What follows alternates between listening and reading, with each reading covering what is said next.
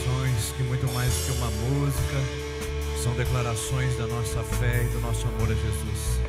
Essa é uma delas que declara o poder, a grandeza e o nome do nosso Senhor. Tu és lindo, Jesus, maravilhoso, incomparável, inigualável. Acima de todo o trono tu estás, como nós cantamos. E permita que essas palavras que saiam dos nossos lábios sejam sempre verdade também nos nossos corações. E que a nossa adoração flua e chegue a Ti como um aroma suave, agradável, fruto de lábios que confessam o Seu nome, em nome de Jesus. Amém, amém. Você pode se assentar, por favor. Obrigado, equipe de adoração.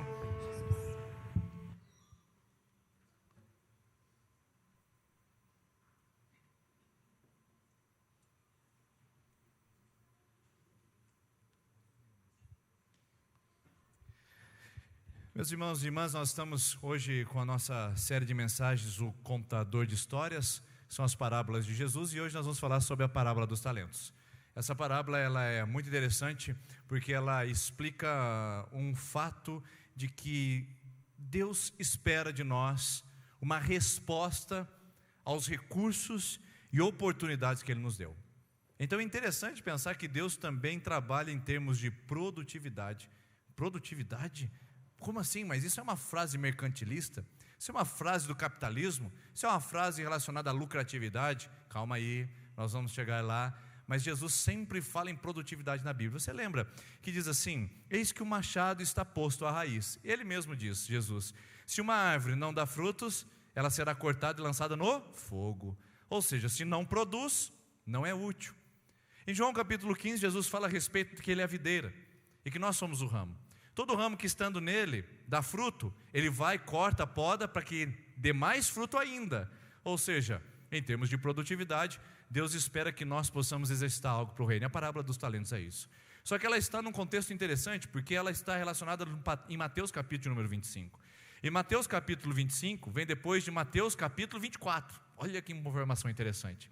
Só que Mateus capítulo 24 fala a respeito da segunda vinda de Cristo. É quando Jesus começa a fazer os seus discursos de retorno. E ele fala a respeito do discurso dos bodes e das ovelhas, que no dia do Senhor ele vai apartar os bodes à sua esquerda e as ovelhas à sua direita. E depois, no Mateus capítulo 25, ele vai explicar o retorno dele através de parábolas. A primeira parábola, e a parábola que nós veremos no domingo que vem, é a parábola das 10 virgens, ou as 10 mocinhas. Moças que foram pegas desprevenidas, 5 delas, e 5 delas estavam prevenidas com óleo na botija, ou óleo para a candeia. Então, se você olhar, Jesus está falando sobre a sua vinda em Mateus capítulo 24, explicando em Mateus capítulo 25, e no texto seguinte, depois da parábola das 10 virgens, Jesus já emenda outra parábola, e que diz assim: e também será como homem, ou seja, e também o quê? E também, assim como a parábola dos 10 virgens, assim como a minha volta, essa parábola explica a minha segunda vinda. Só que ela tem uma mudança no meio do caminho, e eu quero mostrar isso para você. E também, você pode acompanhar na sua Bíblia, será como um homem que ao sair de viagem, chamou seus servos e confiou-lhes os seus bens. A um deu 5 talentos, a outro 2 e a outro 1, cada um de acordo com a sua capacidade. Em seguida partiu de viagem. O que havia recebido 5 talentos, saiu imediatamente, aplicou-os e ganhou mais 5. O que tinha recebido 2 talentos, ganhou mais 2. Mas o que tinha recebido 1 talento, saiu, escondeu o seu talento no buraco no chão e escondeu o dinheiro do seu senhor. Então, depois de muito tempo, o senhor voltou. O senhor daqueles servos voltou e acertou contas com eles. Então, o que tinha recebido 5 talentos, trouxe os outros 5 e disse: Senhor, o senhor me confiou 5 talentos, mas veja, eu ganhei mais 5.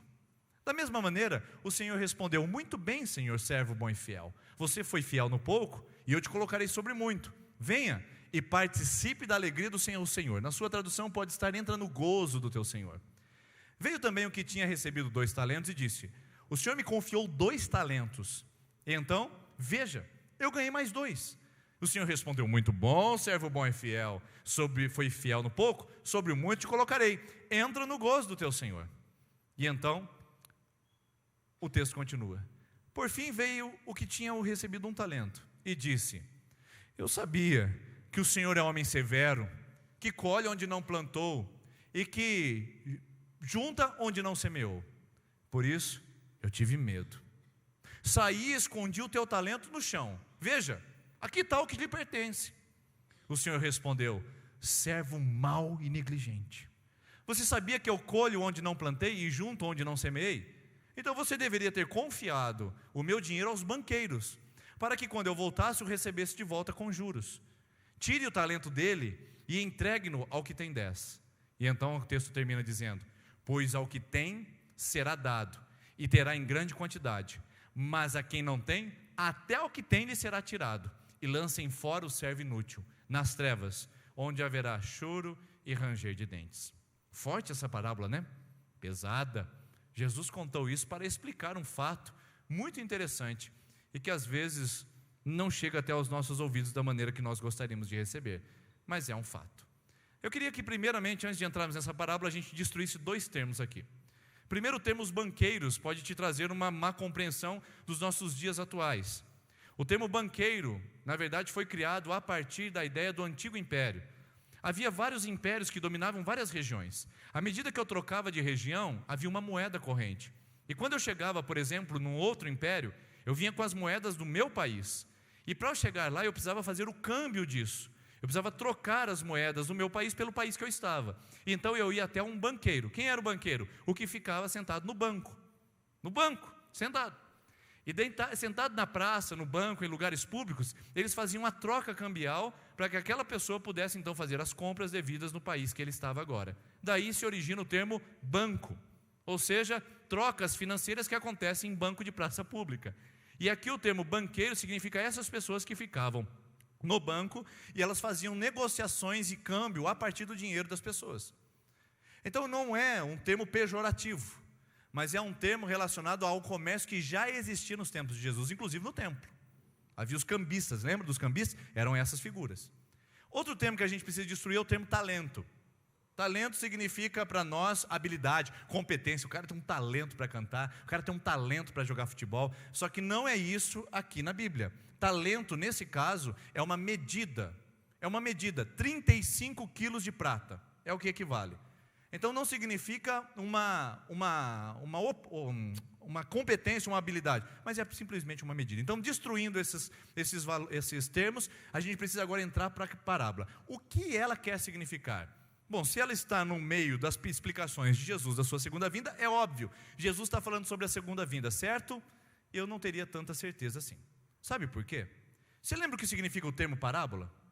São expressões que Jesus utiliza para criar histórias a fim de ilustrar verdades espirituais. Jesus, como supremo pedagogo, pega as histórias e faz delas didático-pedagogicamente para ir aplicar princípios espirituais na vida dos seus ouvintes. Só que o termo parábola significa parábolos, jogar para todos os lados, comparar, colocar lado a lado. Então, onde é que está a comparação desse texto? Essa é uma boa pergunta para a gente achar o centro da parábola. Onde é que está o centro da parábola? Numa grande comparação. E a comparação não é na vinda do servo, ou na vinda do Senhor, e nem na ida dele, e nem na volta. A comparação que acontece está relacionada aos servos. Então o centro da parábola não gira em torno da volta do Senhor, mas gira em torno dos recursos que os servos receberam, ou não é? Comparação é colocar lado a lado. E qual é a comparação que nós temos? Bom, a gente tem um servo bom e a gente tem um servo mau. Nós temos o servo fiel e temos o servo negligente. Nós temos o servo que multiplicou, mas também temos o servo que se esterilizou, improdutivo e inútil. Nós temos o servo útil e o servo inútil. Nós temos o servo que ganha recompensa e um servo que recebe punição. Ou seja, a comparação dessa parábola não está no retorno do Senhor, mas está na forma como os servos administram os recursos. Portanto, a partir de agora, tire a palavra talento e coloque a palavra recursos e oportunidades. Um senhor foi viajar e distribuiu aos seus servos recursos e oportunidades que lhe pertenciam e que lhes foram conferidas. Está aqui o centro da parábola agora. Como que a gente faz agora para entender isso? A gente vai entendendo um princípio. O princípio central dessa parábola é como você administra os recursos do reino de Deus em sua vida e quais serão as devidas recompensas disso. Como você administra os recursos que Deus lhe confiou e Deus lhe concedeu e quais serão as recompensas devidas a forma como você vem administrando os recursos de Deus. Então, eu gostaria de apresentar para vocês aqui algumas lições das parábolas dos talentos, baseados nesse centro. Como é que você administra os recursos e as oportunidades que Deus lhe confiou em suas mãos? Essa é a pergunta durante toda a nossa mensagem hoje, e eu queria que você ficasse com ela no seu coração. Primeira lição, Jesus apresenta o caráter do Senhor. Primeira lição, ele mostra quem é esse Senhor. Jesus explica, o Senhor, representado na figura de Deus, é simplesmente esse Senhor, que confiou-lhes bens. Que bens que ele confiou aos seus servos? Vamos lá? 1 talento significa 35 quilos de prata. Nos tempos de Jesus era o equivalente a 6.000 denários. O denário era uma moeda por um dia de trabalho. Era o equivalente a uma diária de um trabalhador. Colocando nos dias atuais, de que um trabalhador em média receba R$100, nós vamos colocar mais ou menos R$600.000 por talento. Ou seja, quando esse senhor saiu, ele pegou R$600.000, entregou na mão do seu servo, de um deles, que recebeu apenas um, e então colocou 600.000 e disse, cuida dele. Ao de 2, entregou 1.200.000. E ao de 5 talentos, eu já perdi a conta, agora não consigo fazer de cabeça. Consegue fazer aí? 6 vezes 5? 3 milhões. Então, a gente pensando nisso, se trata de um grande recurso, entregue e dado para os servos administrarem. O que Jesus está falando? Esse Senhor é generoso. O caráter desse Senhor é generoso. Ele torna os seus servos participantes no processo de administração dos seus bens. E como que a gente entende isso? Esse Senhor que nós servimos, que nós cantamos e que nós dizemos adorar, Ele é generoso. Ele nos torna participantes do seu reino. Ele nos torna cooperadores do processo de ganhar vidas para Ele. Ele nos torna copartícipes do processo de sinalizar o seu reino que já chegou na face da terra. Você sabia que Hebreus capítulo 1, os anjos queriam fazer isso? Os anjos chegaram para Deus e falaram, deixa a gente descer, deixa a gente fazer nossa parte. Eles queriam estar aqui pregando, eles queriam estar aconselhando, eles queriam estar ganhando vidas para o reino de Deus, eles queriam estar sinalizando o poder de Deus. E Deus falou assim para eles, eu tenho a minha igreja. Os anjos, diz Hebreus capítulo 1, gostariam de participar do processo que nós estamos hoje, mas não lhes dada essa autoridade, porque Deus confiou a nós essa responsabilidade e esse privilégio.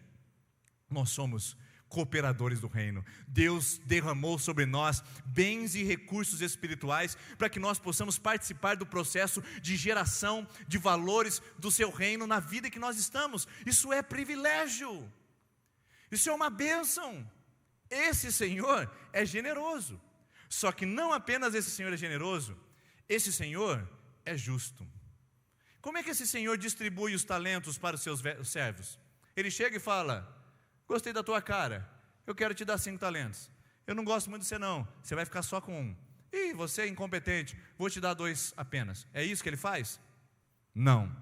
Esse Senhor, ele é justo ao ponto de ele distribuir o talento, olha lá, a cada um de acordo com a sua capacidade.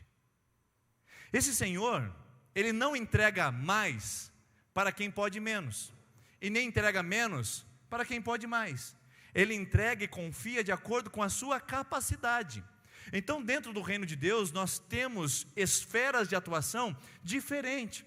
Dentro do reino de Deus, nós temos posicionamentos e recursos que Deus deu de maneira diferente. E quando nós entendemos isso, para o mimimi, para o ciumeira, para a concorrência, para a competitividade, para a disputa, porque o que eu recebi não foi o que você recebeu. Até eu gostaria de estar cantando aqui no teclado e fazendo, porque eu adoro música, adoro louvor e adoração. Só que não é esse, ou não foi esse, o recurso que Deus me deu. Ele deu ao Renato, não deu a mim. Isso me torna inferior a ele? O Renato não está aqui hoje ministrando e pregando a palavra nesse momento de compartilhar, mas ele estava tocando e ministrando. Isso torna inferior a mim? No reino de Deus nós recebemos a justa medida por parte da justiça do Senhor. Ele distribui a cada um como convém. Em 1 Coríntios capítulo 12, diz a Bíblia que Deus distribuiu dons a cada um de acordo com a necessidade da igreja. Não é nem nossa, é da igreja. Todo recurso que você recebeu, Todos os dons que você recebeu não são para você, são para o reino.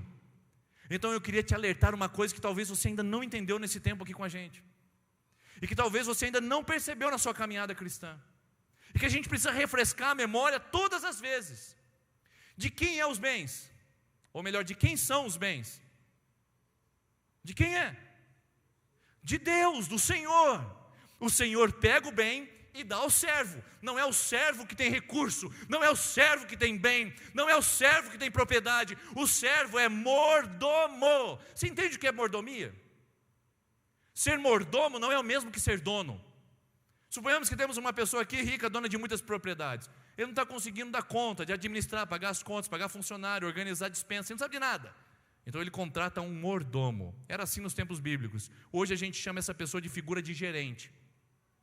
É o administrador. Mordomos significa administrador da casa. Ou seja, esse senhor distribui os bens aos seus servos para torná-los mordomos. Agora a gente tem uma prerrogativa e a gente tem uma mentalidade cristã de mordomia, na verdade relacionada a dono. Nós nos sentimos donos dos recursos, nós sentimos donos dos valores, nós sentimos donos das oportunidades, sentimos donos de tudo que possuímos. Mas nós não temos absolutamente nada, irmão. Sabe essa casa linda que você tem? Não é sua. Sabe esse carro bonito que você financiou? Não é seu. Sabe esse casamento maravilhoso que você tem? Também não é seu. Sabe esses filhos lindos que você está criando? Também não é seu. Porque o princípio da mordomia significa que tudo que eu tenho não pertence a mim, mas pertence ao meu Senhor. Esse Senhor generoso distribuiu a você e a mim para que a gente possa administrar. Agora eu pergunto, se eu pego um mordomo que começa a fazer aplicações para ele, suponhamos que o dono da grande propriedade chega e vai pedir contas para o mordomo, e o mordomo fala assim: é o seguinte, senhor, eu comprei uma casa na praia para mim, eu vi que estava sobrando dinheiro aqui, eu acabei investindo num novo veículo, eu estou aqui fazendo agora uma negociação, estou comprando galinha da Angola, porque eu estou achando que é um mercado em ascensão aqui no Brasil. Aí o Senhor vai olhar para ele e vai falar assim: servo mau e negligente, quem te deu direito para usar os meus recursos ao seu bel prazer? Já pensou se Deus falasse isso para nós? Apresenta contas dos recursos que eu te dei, de tudo que eu te dei, da sua saúde. Apresenta os recursos agora, as contas do dinheiro que eu ofereci para você. Porque a gente tem falado isso aqui, que Deus não dá dinheiro, Deus financia projeto. Para que você quer mais dinheiro? Deus financia projeto, não dá dinheiro. Apresenta agora contas dos seus filhos, são recursos. Tudo que nós temos, tudo que nós possuímos, de dinheiros a filhos, pertence a Deus. Nós somos apenas administradores. Eu sei que você ama seu filho, eu sei que você ama sua filha, eu sei que você quer viver o resto da vida perto dele, eu sei que você quer ver os seus netos sendo criados ao redor da sua mesa, eu sei que você quer ter um jantar de família toda sexta-feira à noite, almoço de família aos domingos à tarde, mas os seus filhos não são seus, também pertencem ao Senhor. Nós estávamos numa conferência missionária, numa plateia de 2.000 pessoas, e uma pessoa estava explicando a questão de entregar para as missões, entregar a intercessão, a vida, entregar o dinheiro. E ele falou uma coisa muito interessante que muitas pessoas não fazem. E ele falou: alguém aqui teria disposição para entregar seus filhos para missões? Num auditório de 2.000 pessoas, uma pessoa levantou a mão e ele falou assim: só uma? Eu olhei do lado, era minha esposa com a mão erguida assim. Eu falei: meu Deus, ela levantou, eu vou levantar também. Tá bom. É o entendimento de que nem os nossos filhos são nossos, de que nós estamos dando eles para o reino. Salmo 127, os filhos são herança do Senhor, não é nossa, é do Senhor. Ele compartilha conosco a herança, nos dá o privilégio de tê-los por 10, 15, 20, 50 anos, não sei, mas são herança do Senhor, porque todos os bens não pertencem ao servo, pertencem ao Senhor. O dinheiro que você tem, o patrimônio que você tem, a saúde que você tem, a intelectualidade que você tem, a capacidade que você tem, a sabedoria que você tem, a paciência que você tem, todos os recursos que você possui não são seus. Você está administrando para o seu Senhor, ou não, dependendo de como é o nosso posicionamento cristão. Sua empresa. Eu tenho um amigo que ele diz assim: eu sou o diretor da empresa. Ele é dono de várias filiais de uma rede de supermercados. Ele diz assim: eu sou o diretor da empresa. E eu perguntei para ele: quem é o presidente? Ele falou: o presidente é Jesus. Eu disse, o presidente é Jesus? Ele falou, sim, eu sou apenas o diretor, porque a empresa é dele. Eu acho tão lindo isso, a gente poder perceber que nem o nosso patrimônio é nosso. Tudo pertence a Ele. E se Ele pedisse hoje para nós, será que nós entenderíamos de dar? Eu fico pensando nisso aí, eu faço essas associações de ideia, irmãos, eu começo a rir sozinho, porque imagina só, né, veio aqui na minha mente agora, você veio e confiou os seus bens ao seu mordomo, foi fazer uma viagem, ficou 3 anos fora, aí você chegou para o seu mordomo e falou o seguinte, agora eu quero tudo de volta, eu quero a casa, quero o carro, quero o dinheiro, quero a poupança, quero tudo. Aí o mordomo fala, não, agora é meu. Não, mas eu que te dei, não, é meu. O que você faria com esse mordomo? Pegava pela garganta, chacoalhava, balançava, ameaçava, né, levava ele, colocava palitinho de dente embaixo da unha, fazia de tudo para ele devolver o que é seu. E esse Deus maravilhoso e generoso, que é o Senhor da parábola dos talentos, Ele olha para nós, dá tudo para a gente, e quando Ele vem e fala, me dá o seu dízimo. Não, sabe como que é, né? Eu tenho que pagar minhas contas, tenho investimento para fazer. Nem o dízimo a gente é capaz de dar, nem o dízimo. Né?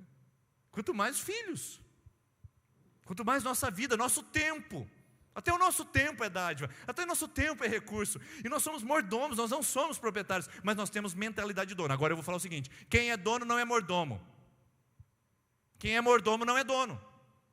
E o que nós somos no reino? A Bíblia fala que nós somos mordomos, mas talvez a nossa atitude seja de dono. Que coisa interessante, Deus vir pedir o que é dele de volta, e a gente fala, não é meu. Como assim é seu, minha irmã? Como assim é seu, meu irmão? Nós não temos nada, porque esse Deus generoso deu tudo para nós, e deu de acordo com a capacidade. O que Ele deu para você, é para você fazer. Portanto, Ele não deu mais. Não é um Senhor que sobrecarrega pessoas de afazeres, de atividades. Não, então agora, pastor, tem que fazer o quê? É estacionamento, é luz, é câmera, é pregar, é dançar, é pular, é fazer coreografia, cuidar do fruto maduro. Não, você não está entendendo nada ainda, calma aí. Não tem relação com igreja e ministérios essa parábola. Até porque, nos tempos de Jesus, não tinha ministério de estacionamento, não tinha ministério de multimídia, não tinha ministério com melhor idade, não tinha. Jesus não está falando de você ingressar no ministério da igreja. E olha que eu gostaria que você entendesse isso hoje e falasse, eu quero participar, porque a gente está precisando de voluntário nas salinhas, precisando de voluntário no estacionamento, precisando de voluntário com fruto maduro. A gente está precisando de tanta gente para trabalhar nessa comunidade. Eu queria que você entendesse isso, mas eu não posso fazer isso, porque não é o princípio da parábola. Eu não posso forçar a parábola ao meu prazer, ou ao meu desejo, porque ela mesma se explica. E ela diz o seguinte, que Deus te deu, Ele não vai cobrar mais. Só que o que Deus te deu, Ele também não vai querer menos. Se Deus te deu, Ele deu conforme a sua capacidade. E o valor do talento não está em quanto foi dado, mas o quanto foi multiplicado. Suponhamos que eu tenha 3 pessoas aqui hoje. Vamos colocar o Luiz Carlos, o Enio e o Marquinhos, os nossos presbíteros. Coloco eles aqui à frente e dou para cada um deles R$1.000. Ou melhor, dou R$1.000 para o Enio, R$2.000 para o Luiz e dou R$5.000 para o Marquinhos. E falo para eles, administrem, e daqui a um tempo eu vou prestar conta com vocês. Aí eu chego aqui e falo, Enio, presta conta para mim. O Enio fala assim para mim, pastor, eu tinha 1.000, fiz 2.000, estou te entregando. O que ele fez? Qual é a quantidade que ele fez? Ele fez o que com o dinheiro? Dobrou. Aí, para o Luiz eu dei 2.000. Aí ele chegou para mim e falou, pastor, eu tinha 2.000, fiz 4.000, está aqui 4.000. O que ele fez com o dinheiro? Dobrou. E aí o que tinha 5.000, que era o Marquinhos, ele trabalhou e me devolveu mais 5, 10.000. O que ele fez com o dinheiro? Dobrou. A ênfase da parábola não é o quanto é dado, mas como é administrado. A ênfase da parábola não é o quanto você recebeu, mas o que você fez com isso para multiplicar. Porque os dois dobraram. O que se esperava do servo que recebeu um talento? O que se esperava dele? Dobrar, multiplicar, não ficar improdutivo, não ficar estéril, não ficar inútil. Agir para que o que ele recebeu de recurso, ele multiplique. Meu irmão, tem gente que recebeu muito recurso de Deus, e Deus espera que ele multiplique. Tem gente que recebeu menos recursos, mas Deus espera que você multiplique. Deus não vai te cobrar pela quantidade de recursos que Ele te deu, mas o que você fez e como você administrou, porque esse Senhor vai voltar para pedir contas. Então eu quero dizer uma coisa para você. Deus, e quero te libertar disso, tá, irmão e minha irmã? Deus não espera que você faça além da sua capacidade. Deus não quer que você fique sobrecarregado e desgastado, mas Deus não quer que você fique aquém da sua capacidade. Oh meu Deus, quanta gente aqui essa noite, aquém da sua capacidade. Quanta gente escondendo talento, quanta gente guardando para si, quanta gente economizando. Tem gente que tem sabedoria o suficiente para estar servindo, ensinando, orientando, aconselhando. Tem gente que tem uma intelectualidade brilhante, mas que ainda não aplicou no reino. Quanta gente infértil, estéril, improdutiva, com recursos que Deus deu. Quantos talentos sepultados, quanta gente guardando para si. Para que você aplica tanto na sua vida, meu irmão? Para que você aplica tanto na sua vida, minha irmã? Quanta gente guardando, escondendo, acumulando debaixo da terra, sem trabalhar para o reino, sem favorecer isso, sem transformar isso em justiça, em graça, em misericórdia, em multiplicar o amor, a paz, a dignidade. Quanta gente guardando talentos. Gente que deu talento para ser enfermeira, cuidadora, e que está ralando para tentar ser advogada. São esferas que Deus te chamou para atuar. Gente que tem talento pastoral para cuidar de gente e quer ser pregador. Gente que tem um talento para pregar e quer ser administrador. Gente que tem um talento para servir no louvor e quer ficar escondido porque tem medo de público. Quantos talentos enterrados, coisas guardadas para si e que não estão sendo multiplicadas no reino. Essa é a primeira lição. O Senhor é generoso, tudo que é dele, Ele nos concedeu para administrar. Mas Ele concedeu para administrar de acordo com a nossa capacidade. Ele não espera que você faça mais, mas Ele também não espera que você faça menos. Fazer mais é sobrecarga, fazer menos é irresponsabilidade e relaxo. Segunda lição, o Senhor vai pedir prestação de contas. O texto diz que muito tempo depois, parece aquelas histórias de conto de fadas, né?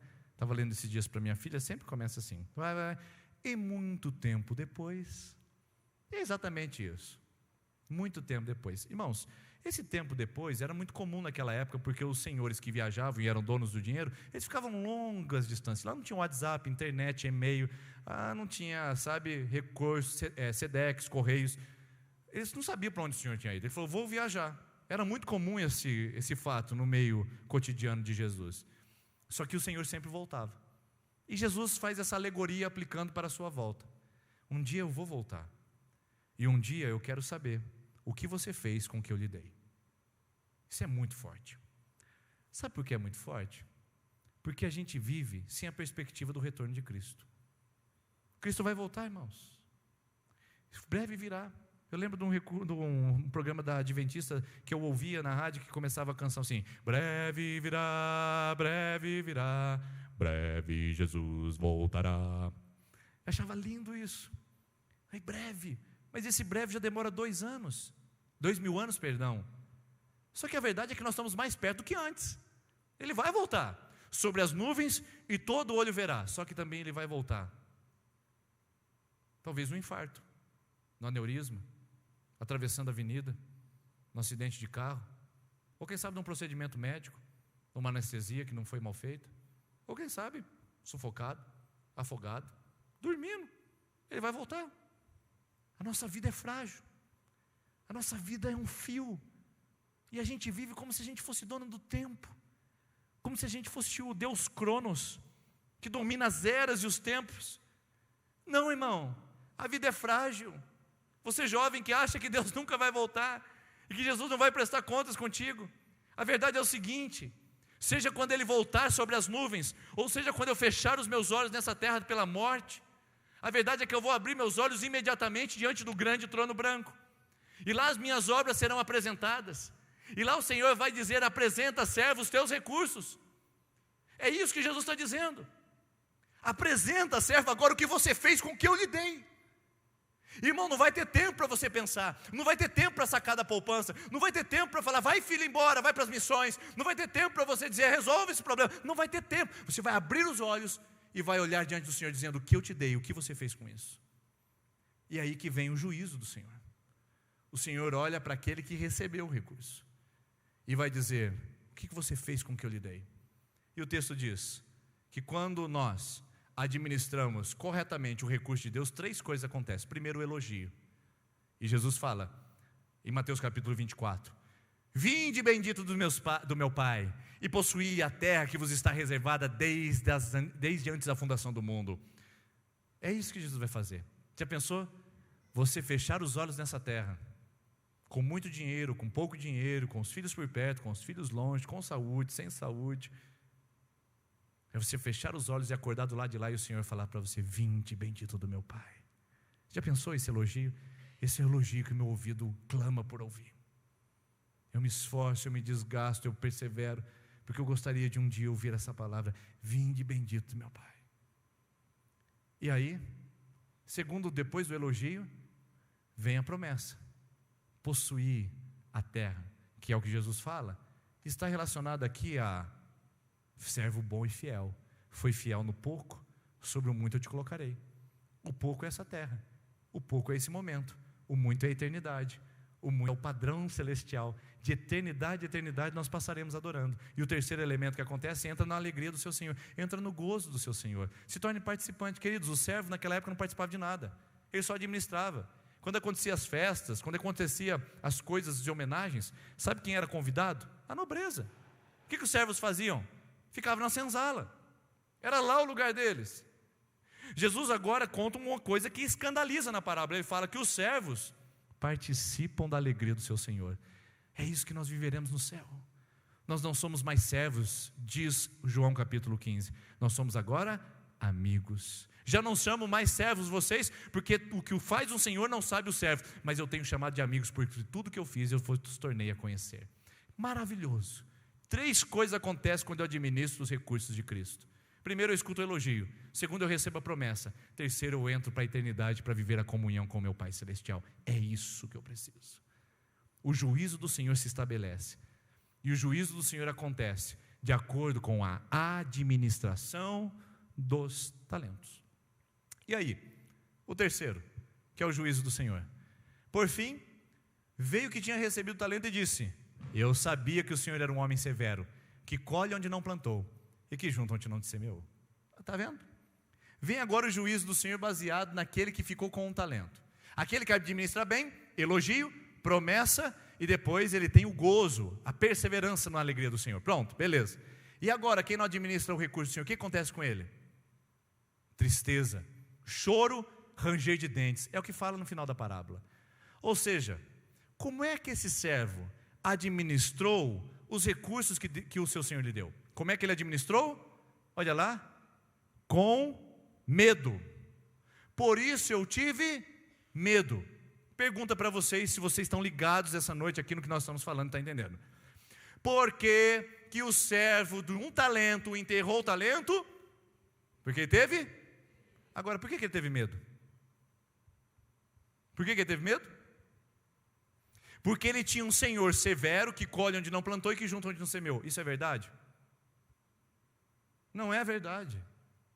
Porque no começo da parábola esse Senhor é generoso. Ele entrega os bens para administrar a todos. 600 mil reais, o que ficou com menos. E agora ele vem com uma imagem distorcida do seu Senhor, dizendo: toda vez eu ficava aqui pelos cantos, eu vi o pessoal reclamando de ti. Todas as vezes eu tive uma imagem distorcida do Senhor. O Senhor é um homem severo, o Senhor é um homem cruel, o Senhor é um homem mesquinho, o Senhor só pensa em dinheiro, o Senhor sempre nos explorou. Por que os outros não pensaram assim? Por que os outros não falaram isso? Porque esse tinha uma imagem desfigurada e disforme do caráter do Senhor. E meus irmãos, aqui está a lição. A forma como você administra os recursos é a forma como você vê o seu Senhor. Se você é mesquinho e avarento, é porque você ainda não conseguiu enxergar o seu Senhor como doador na cruz do Calvário, que se deu em favor de nós. Então, você administra os recursos com mesquinhez e avareza. Se você é rancoroso e impiedoso com as pessoas, então você não consegue enxergar um Deus amoroso e gracioso que morreu na cruz do Calvário e se deu por nós. Então você administra o recurso da compaixão e da misericórdia com resistência, porque você é impiedoso e rancoroso. Você administra o recurso de acordo com como você enxerga o seu Senhor. Se você é vingativo e retributivo, é porque você não consegue ver um Senhor de graça e misericórdia e complacência. Ou seja, como eu vejo o meu Senhor, é como eu administro os recursos. E aí a gente pode falar dízimos e ofertas.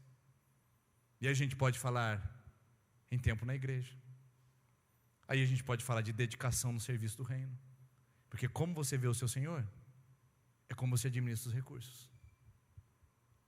Você já parou para perceber que a gente fica 1h30, 2 horas para assistir um jogo de futebol e não há desgaste nenhum para isso, para nós? A gente assiste 2, 3, 4 durante a semana. Mas depois, quando é para aplicar esse mesmo tempo no reino, eu fico cansado, eu não vou na igreja. Você já percebeu que nós temos disposição suficiente para andar 50 quilômetros de bicicleta? Mas a gente não tem disposição suficiente quando é para chegar mais cedo na igreja e dar uma ajuda em alguma outra coisa? Você já percebeu que a gente não reclama em passar um final de semana no churrasco com os amigos, mas a gente reclama de receber um pequeno grupo na nossa casa uma vez por mês? Porque a maneira como você vê o Senhor é a maneira como você administra o seu recurso. E talvez o recurso que você tenha seja a sala da sua casa, tão confortável e tão maravilhosa, para receber pessoas e orar por elas e orar com elas, e cuidar delas. Quem sabe o recurso que você recebeu seja a mesa da sua casa, que você possa levar pessoas, ministrar a elas o melhor alimento e mostrar para elas o amor de Jesus naquele lugar. Talvez o seu recurso seja o dinheiro que você vem ganhando, e não é pecado você se enriquecer. Calvino disse para um empresário de uma época muito distante, ele disse: se você, empresário, não recebe o recurso e não gera lucro, você está em pecado contra Deus. Se você não está gerando renda, você está em pecado contra Deus. Deus te chamou para ser empresário, então esse é o recurso que Ele te deu. Use esse recurso para o reino. Porque a grande verdade é essa. A grande verdade é que como a gente vê o Senhor é como a gente administra recursos. Esse homem via um Deus ou um Senhor altamente rígido e cruel. Como é que ele trabalhou o seu talento? Com medo, temor e restrição. Como é que você administra os recursos que Deus te deu? E o tempo? O tempo que você gasta? O tempo que é recurso, é tempo. Se você, mulher, tem mais tempo do que outra mulher que trabalha o dia todo, tem 3 filhos para cuidar, como é que você está usando o seu tempo? Você recebeu mais tempo do que a outra mulher, sabia disso? Então você recebeu mais talento. E Deus vai perguntar para você o que você fez com esse tempo disponível. Se você tem mais recursos financeiros do que o outro, Deus vai perguntar para você o que você fez com esse recurso. Você recebeu mais talentos. Se você tem mais habilidades dentro do ministério eclesiástico, você consegue pregar, cantar, você consegue dirigir, você vai ter mais recursos, mas vai ter também mais responsabilidades. Irmãos, o que me deixa triste é que a gente vive na perspectiva como se esse Senhor nunca fosse voltar. E a gente acha que a gente nunca vai prestar contas, e a gente acha que Ele nunca vai perguntar para nós o que a gente fez. E essa visão distorcida do Senhor impede a gente de aplicar os recursos do melhor jeito. Será que se penalizar na obra de Deus é tarefa só do pastor? Irmãos, lá na eternidade, eu vou ter um peso muito maior de julgamento do que aqueles que não são remunerados na igreja. Sabe por quê? A Bíblia fala o seguinte: digno é o trabalhador, digno é aquele que está no episcopado ou no ministério, de dobrados honorários. Sim, ele é digno. Sou um assalariado da igreja. Eu faço por salário, não faço por salário, mas eu faço recebendo salário, deixa eu colocar a palavra certa. Eu faço recebendo salário aquilo que qualquer um pode fazer. Qualquer um pode fazer. E eu faço recebendo salário. Naquele dia, haverá um julgamento específico para mim, porque a Bíblia fala: quanto mais é dado, mais é cobrado. Só que será que se desgastar pelo ministério e investir talentos é tarefa só do pastor? Será que não é sua? Também não é sua? Também não é sua, não é sua? Também não é nossa? Aquele dia vai haver um julgamento específico para o pastor deles. Mas será que é só papel meu? Querer sinalizar o reino de Cristo nessa terra e usar todos os recursos para que Ele possa ser visto aqui em Sertanópolis? Será que você não pode participar disso também? Aliás, será que você não foi convocado para isso? Então a pergunta é: o que você tem feito com os recursos que Deus lhe deu? O que você tem feito com as oportunidades que Ele vem lhe dando? Como você trabalha os talentos? É como você vê o seu Senhor. E talvez, irmãos, talvez, eu vou falar uma coisa aqui genérica, não quero que você leve para o lado pessoal. Talvez nós estejamos vendo o nosso Senhor de uma maneira muito deformada, porque o nosso Senhor é amor, é graça, é misericórdia, é doação, E será que nós temos sido assim? Se nem misericórdia nós conseguimos ter uns com os outros em nossas dificuldades partidárias, como é que a gente administra os nossos recursos? Como é que a gente vê o nosso Deus? É o reflexo.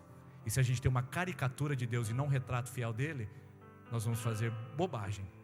E nós vamos chegar com um lindo projeto de Deus que ele não pediu. Imagine que Deus gosta de bolo de baunilha. E você é uma excelente confeiteira e Deus te colocou o dom de confeitar. E aí você vai lá e se prepara para fazer uma receita para Jesus, porque quando você chegar no céu, você quer levar a ele um maravilhoso bolo, porque você ficou sabendo que Deus gosta de bolo. No meio do caminho você falou, eu vou fazer um bolo de chocolate, porque é a minha especialidade, eu acho. Eu acho que eu sou bom nisso, eu acho que é mais saboroso, mais docinho, eu acho que Deus vai gostar do meu bolo de chocolate. Então você descarta o baunilha e faz o bolo de chocolate, prepara, confeita, coloca tudo que tem direito, chocolate do padre, chocolate garoto, melhor qualidade, chocolate suíço, você deixa bonito, a coisa linda, maravilhosa, aquele bolo apetitoso, aí você vai para o céu. Chega lá e o Senhor sente o cheiro de bolo de longe. Uau, veio uma serva fiel, fez um bolo para mim. E aí você apresenta o bolo para ele e fala, aqui está, Senhor, sabendo que o Senhor gostava de bolo, eu fiz um delicioso bolo de chocolate. E Deus olha e fala assim, aparta de mim, serva mais negligente. Podia ser até de leite ninho, né? Deus podia gostar de bolo de leite ninho, né? Tá bom, era bolo de leite ninho que Deus gostava, não era de baunilha não, de leite ninho. Afasta de mim, serva negligente, porque eu queria um bolo de leite ninho. E você me fez um bolo de chocolate. Você fez um ótimo trabalho, mas fez o que eu não te pedi, fez o que eu não queria. Quantos de nós estamos fazendo um esforço excomunal, hercúleo, aquele esforço de dentro, para fazer um trabalho que Deus não pediu? Quantos de nós estamos levando sobrecargas de um recurso que Deus não nos deu, fazendo aquilo que Ele não quer, entregando o bolo de chocolate quando Ele queria um bolo de leite ninho? Faça o que Deus colocou em suas mãos. Faça aquilo que tem prazer a Ele, aquilo que lhe dá prazer, e aquilo que Ele dedicou a você para que você gere prazer nele, e você vai saber disso. Pastor, como é que eu sei que eu estou produzindo prazer a Deus? Você sabe quando Deus está sentindo prazer por você. Você sabe porque a palavra negligente aqui significa preguiçoso. É o servo que não tem intuição, não tem iniciativa. É o servo paralisado, infrutífero, negligente. Maldito aquele que faz a obra do Senhor relaxadamente. É para criança, né, pastor? Ninguém vai perceber. É para melhor idade, né? As senhorinhas da igreja não vão nem saber, né, pastor? Se é um talento que Deus lhe deu, faça da melhor maneira, porque você vai prestar contas a Ele. De criança a melhor idade, todos devem ser tratados de uma maneira excelente, porque nós estamos lidando com recursos espirituais. Eles são inesgotáveis, são preciosos, e nós precisamos aplicá-los para o prazer de Deus. E nós saberemos quando Ele vai estar satisfeito. Nós saberemos, porque se nós não trabalharmos o nosso talento, o recurso que Ele nos deu para lhe satisfazer, nós receberemos essa palavra. Tire o talento dele e entregue ao que tem muito. Sabe por quê? Porque se Deus te deu algo para você fazer e você não está fazendo, Ele vai tirar de você e vai dar para outro. Ele dá para outro, porque são recursos para serem aplicados na promoção, não do eu, não do homem, mas do reino de Deus. E olha só como termina: e lancem fora esse servo inútil. Servo inútil é que não produz, é que não gera. Se por um lado, o servo que administra os recursos para a glória de Deus e para sinalizar o seu reino, é tratado com elogio, com promessa e com alegria, o servo inútil é tratado com desprezo, com punição e com afastamento eterno de Deus. A mesma medida que é dada para o servo útil, é dada ao contrário para o servo inútil. E eu faço uma pergunta para você, final: como você tem aplicado os recursos do reino de Deus na sua vida? Deus tem se agradado e você tem gerado prazer no seu Senhor pelo aquilo que Ele lhe deu e o que você está fazendo com isso? Não pense em dinheiro, irmão. Não pense em talento, tocar, dançar, cantar. Não pense. Pense em recursos e oportunidades que Ele colocou na sua mão para servi-lo. Não pense dentro da igreja, não pensa ministério. Não pensa ministério de jovem, adolescente. Não pensa ministério agora, por favor. Amplie a sua mente, vai além. Pense o que Deus colocou na sua mão e que pode manifestar a glória e a graça dEle. Agora de manhã eu ministrei essa mesma palavra, mas eu não falei sobre esse filme aqui. Não falei sobre ele porque foi agora à tarde, eu fui fazer uma corrida, e no meio da corrida, me veio uma lembrança do filme Carruagens de Fogo. Quantos já assistiram esse filme aqui? Levanta a mão só para eu saber. Irmãos, vocês não sabem o que vocês estão perdendo, irmãos. É antiguinho, mas é fantástico. Conta a história de Eric Liddell. Eric Liddell era um missionário presbiteriano que morava na China. Ele era inglês e disputou as Olimpíadas de Paris pela Inglaterra em 1924. Eric Liddell. Em 1924 ele correu os 400 metros rasos por Paris e foi o campeão e o recordista mundial naquela ocasião. Era missionário presbiteriano e atleta. Ele foi para a China para servir como missionário juntamente com seus pais. E ele escreve uma carta, quando ele vai para as Olimpíadas, para uma das pessoas que ele mais amava. E ele explicava para essas pessoas o propósito dele, de estar na China e de correr. E ele diz uma das frases mais impactantes no filme, no momento onde ele está correndo. Olha que coisa linda que ele diz, e é o que todo servo bom e fiel deveria dizer. Ele diz assim: Deus me fez com um propósito, mas também me fez veloz. E quando eu corro, eu sinto o prazer dele em mim. Deus me fez com um propósito. Eu sei para o que Ele me fez, mas Ele também me fez veloz. E quando eu corro, eu sinto o prazer dele em mim. Eu sinto que eu estou fazendo aquilo que Ele me chamou para fazer. Deus me fez com um propósito, mas quando eu toco, eu sinto o prazer dele em mim. Deus me fez com um propósito, mas me também fez cuidador de crianças e hábil com elas. E quando eu cuido delas, eu sinto o prazer dele em mim. Deus me fez com um propósito, mas também me fez empreendedor. E quando eu empreendo, quando eu começo um novo negócio, quando eu gero empregos e salários, eu sinto o prazer dele em mim. Deus me fez com um propósito, mas também me fez comunicativo. E quando eu prego, e quando eu falo a palavra, eu sinto o prazer dele em mim. Deus me fez com um propósito, mas me também fez atencioso. E quando eu estou nos corredores dos hospitais, entrando de sala em sala, cuidando dos meus pacientes, eu sinto o prazer dele em mim. Meus irmãos, o prazer de Deus não está quando estamos dentro da igreja, mas quando estamos fazendo aquele recurso render para a sua glória que Ele nos confiou.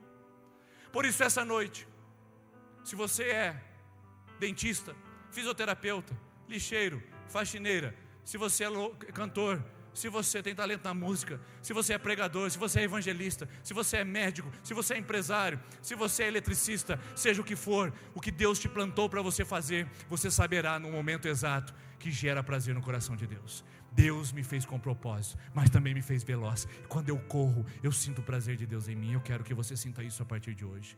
Deus te deu um recurso, Deus te deu um talento. E eu queria convidar você a ficar em pé, por favor. E nós vamos meditar sobre isso. Pode apagar as luzes, por favor. Eu queria que você pensasse quais são os recursos que Ele te deu. Não pare no meio do caminho. Não enterre, por favor. Essa cidade está esperando que você desenterre o seu talento. Por favor, não enterre. Essa igreja está esperando, por favor, que você desenterre o seu talento. Por favor, por favor. Não enterre o seu talento. Não enterre aquilo que Deus lhe deu nas suas mãos, que só você pode fazer. Eu não tenho condições de fazer isso que você pode fazer. E Ele vai pedir contas dos recursos que Ele te deu. Por isso hoje, decida desenterrar o talento. Decida aplicá-lo no reino e multiplicar a graça de Jesus fora das quatro paredes da igreja, aqui e fora daqui. Qual é o recurso que Deus colocou em suas mãos? Senhor, usa-nos como um farol que brilha à noite, como ponte sobre as águas, como abrigo no deserto. Nós queremos ser usados da maneira que o Senhor quer, Pai. Por isso, usa-nos nos talentos e recursos que o Senhor confiou em nossas mãos. O Senhor nos fez com um propósito, e quando nós fizermos esse propósito, nós vamos sentir o prazer do Senhor em nós. Use-nos em nome de Jesus. Vamos cantar o refrão dessa canção que diz: como um farol que brilha à noite, como ponte sobre as águas. Vamos dizer isso? Como um farol que brilha à noite, como ponte sobre as águas, como a deserto como flecha que acerta o alvo. Eu quero ser usado da maneira que te agrade em qualquer hora e em qualquer lugar. Eis aqui a minha vida, usa-me, Senhor. Mais uma vez, como um farol que brilha à noite, vamos dizer: como um farol que brilha